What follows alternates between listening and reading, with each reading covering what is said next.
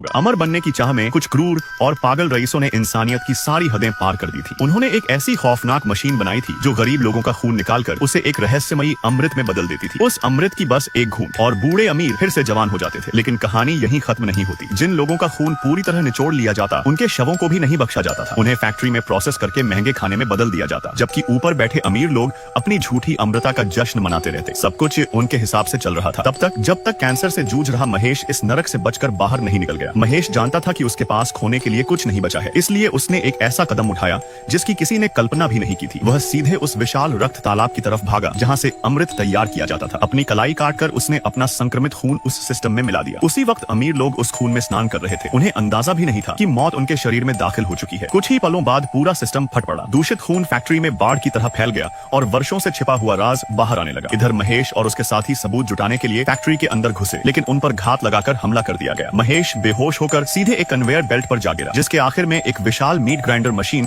उसका इंतजार कर रही थी। ऐसा लग रहा था कि उसका अंत तय है, लेकिन आखिरी सेकंड में उसके साथी पहुंच गए। उन्होंने फैक्ट्री मैनेजर को काबू कर लिया और उसी मशीन की तरफ धकेल दिया जिस पर उसे सबसे ज्यादा घमंड था। जैसे जैसे कन्वेयर बेल्ट आगे बढ़ी, उसे पहली बार एहसास हुआ कि डर वास्तव में क्या होता है। आखिरकार महेश और उसके साथी खून से सने सबूत लेकर वहां से निकलने में कामयाब हो गए। सच सामने आते ही पूरा समाज हिल गया। जो लोग खुद को अमर समझते थे, वे कानून के सामने घुटनों पर आ गए, क्योंकि जब किसी की दौलत बेगुनाहों के दर्द और खून पर खड़ी होती है तो उसका पतन सिर्फ वक्त की बात होता है।